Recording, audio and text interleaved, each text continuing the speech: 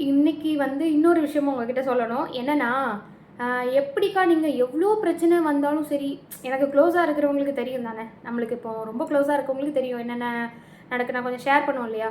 Share பண்ணாமயும் தெரியும், பண்ணியும் தெரியும் இல்லையா? அப்போ வந்து, "ஏக்கா எவ்ளோ பிரச்சனைகள் உங்கள எவ்ளோ டிஸ்டர்ப் பண்றாங்க, உங்கள எவ்ளோ இடையூறு பண்றாங்க, உங்களுக்கு எவ்ளோ இது கெடுதல் பண்றாங்க. நீங்க எப்படி அதெல்லாம் வந்து ஒரு பெருசா மைண்ட் பண்ணிக்காம, அவங்கள்ட்ட போய் திரும்ப கேட்காம, சண்டை போடாம, பதிலுக்கு எதிர்த்து நிக்காம, அவங்கள ஒரு ஒரு மைண்ட்லயே எடுத்துக்காம உங்க வேலைய பார்த்துட்டு இருக்கீங்களே எப்படிக்கா?" அப்படின்னு நேத்து ஒரு பாப்பா கேட்டாங்க. இன்னைக்கு ஒருத்தங்க கேட்டாங்க.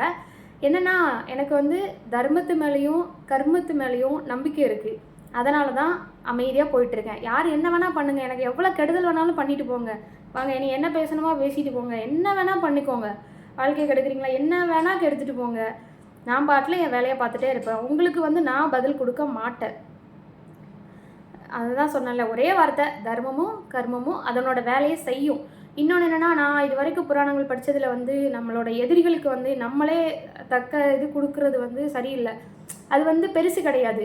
கர்மா, கர்மா திருப்பி குடுக்கும். நம்ம வந்து கேட்டுட்டு இருந்தோம்னு வைங்களேன், கர்மா அதோட பவர குறைக்கும். பதிலுக்கு அவங்க வந்து அவங்க பண்ற கர்மத்துக்கு வந்து நம்ம ஈக்குவல் பண்ணிட்டு நம்ம திரும்ப அவங்கள கேட்டோம்னு வைங்களேன், அந்த கர்மம் வந்து அதோட பவர் குறையும் அப்படின்னு நான் நம்புவேன் ரொம்ப. அதனால நம்ம எதுவுமே கேட்காம அமைதியா வாய மூடிட்டு இருந்தோம்னு வைங்களேன், கர்மா வந்து நம்மளுக்காண்டி அது கோவத்த வந்து ஆக்ரோஷமா காட்டி அதோட வேலைய செய்யும். அது கேட்கும் நமக்காக. நம்ம நல்லவங்களா இருந்தா நம்ம சைடுல தர்மம் இருந்துச்சுன்னா, கர்மா அதோட வேலைய கேட்குமே! தர்மம் என்னைக்குனாலும் ஜெயிக்கும். அவ்வளோதான். கேட்குற நான் சொல்றது வேணா உங்களுக்கு நம்பிக்கை இல்லாம இருக்கலாம், லூஸ்தனமா இருக்கலாம். ஆனா இதுதான் உண்மை. கண்டிப்பா நான் சொல்றது தான் உண்மை. வேணா பாருங்களேன். அவ்வளோதான். என்னைக்குமே அமைதியா இருக்கிறவங்களுக்கும் சரி, பொறுமையா இருக்கிறவங்களும் சரி, விட்டு குடுத்து போறவங்களும் சரி, கெட்டு போனதா சரித்திரமே கிடையாது. நல்லவங்க வந்து வீழ்ந்ததா சரித்திரம் கிடையாது. அவ்வளோதான். என்னைய பத்தி நெறைய பேர் புரிஞ்சு வச்சுட்டு என்னைய இப்படிலாம் பேசும்போது நல்லாருக்கு. நல்லாருக்கு. Thank you.